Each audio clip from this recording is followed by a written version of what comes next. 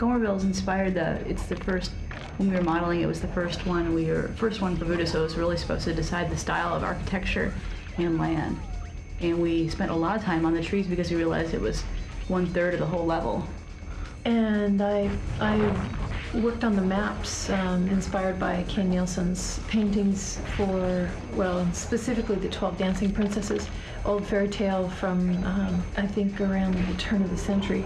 Ken Nielsen was also the person that inspired the scene in Fantasia with the real droopy trees, and it's got a real cathedral-like scene as the people are all moving through the trees with the candles. And it adds to the mysteriousness of this level. The kind of original game mechanic for this level was just having NPCs that aren't just, you walk up and you hit them and you kill them. They're NPCs that are getting generated from something. You have to fight them down to get to their source and then take out their source. So that's where it started. And luckily, since we're in Voodoo, having them be ghosts makes a lot more sense than a lot of other NPCs. So once Andrew got in and did the modeling and animation of Travis's design for that round ghost, it really took off, because just having the fingers going while he's kind of chasing after you. I love the ghost in this level. Yeah, and a lot of the great camera angles you see is not by the modeler, it's all by the game designer. And so it's really great to have.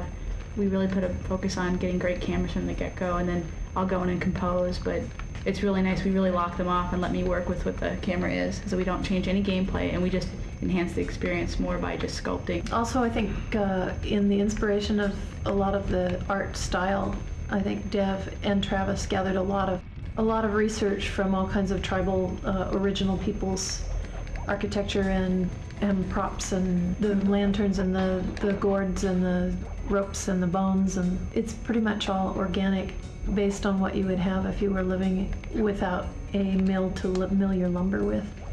And keeping it all organic is part of the fun of this one. Yeah, we decided to instead of making the moss a buddy or having it be just a bitmap, we decided to model and just make it puffy, which made it very toony.